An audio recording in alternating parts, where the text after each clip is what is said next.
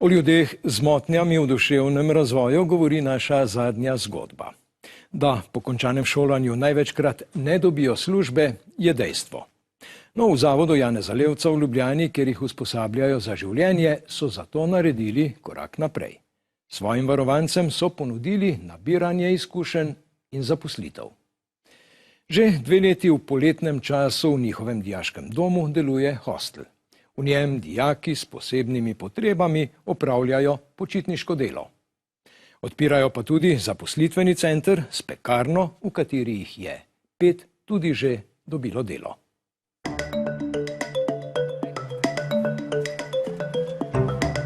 Ko je zunaj še trdna noč, so okna v kleti centra Janeza Levca že razsvetljena in iz prostorov zadiši po sveže pečenem kruhu.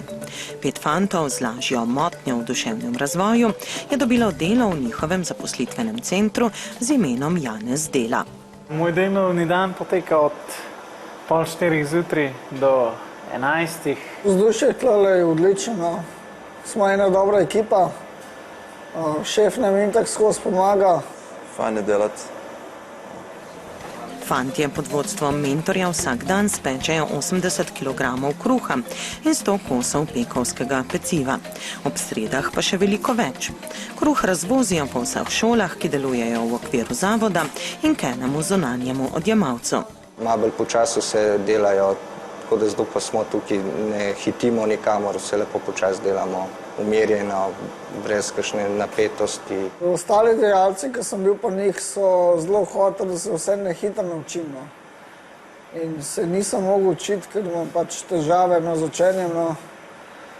Tako da ja, sem mogel potem iti v eno tako ustanovo, ki se lahko malo dlje učim. V zavodu, kjer izobražujejo osebe z lažjo in zmerno motnjo v duševnem razvoju, so že leta opažali, da se po končanem izobraževanju dejansko zaposli in ohrani službo samo nekaj odstotkov njihovih varovancev.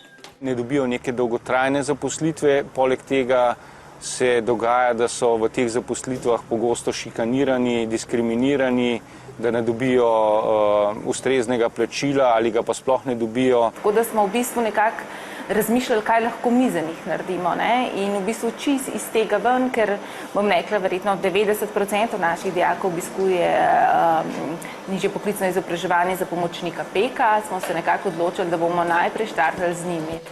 Pri iskanju in uresničevanju možnosti je bila ključna tudi pomoč staršev. Tukaj moramo biti zadnji starši kot gonilo, kot tisti, ki zahtevamo, da se bo potem to res, mogoče ne takoj, ampak v nekem srednjeročnem obdobju tudi zgodilo. Zaposlitveni centri, kjer se od zaposlenih pričakuje od 30 do 70% delovna učinkovitost, pri nas niso novost. Deluje jih že okrog 40.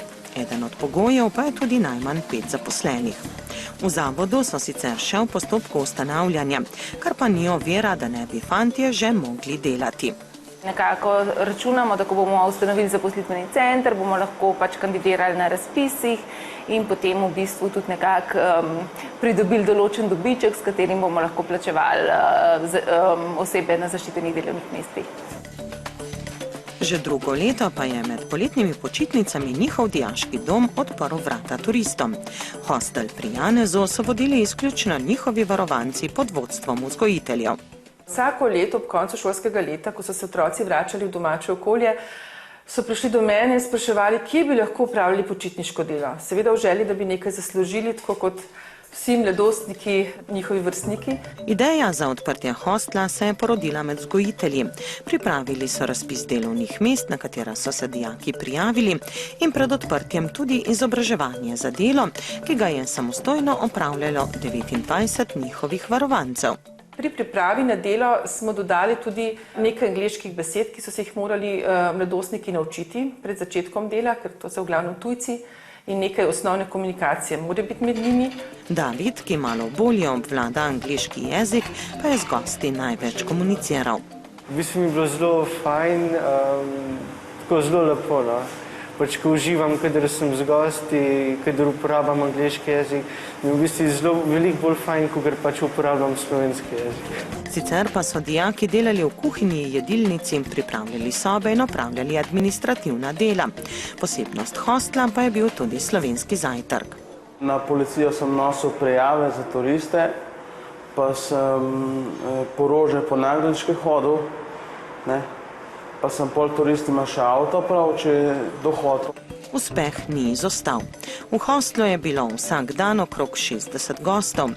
V malo manj kot 2 mesecih delovanja jih je obiskalo skoraj 1400 turistov iz 23 držav, ki so pri njih prenočili več kot 2500 krat. Jaz ne poznam to vrstne organizacije, v Sloveniji sploh ne, morda v tujini kje je, ampak to je bila pravzaprav neka naša inovacija in moram reči, da je odziv turistov, ki prihajajo, neverjetno, tudi ocena hostla je izredno visoka, tudi zato, ker v njem delajo osebe s posebnimi potrebami. Dijaki so z delom v hostlu prevzeli odgovornost in začeli pridobivati delovne navade. Včasih zna biti naporno, ampak je tako pač v redu, pač tako ful fajn. Mi smo hoteli s tem delom v hostlu pokazati, kako bo v delovnem okolju, v katerega bodo vstopili po končani šoli. Kar so že spoznali Anže, Rok, Simon in ostali fantje, ki so z zaposlitvijo v pekarni zadovoljni. Tega okolja pač mi starši pričakujemo, da bomo lahko integrirali lastnega otroka, da bo videl ta smisel življenja, da bo imel samozavest, da bo rekel, aha, jaz pa nekaj naredim, vseeno, jaz grem v službo, jaz imam, ko bi rekel, vizijo svojega življenja. Ne? V zavodu Janeza Levca upajo, da bodo s časoma lahko razširili pekarno.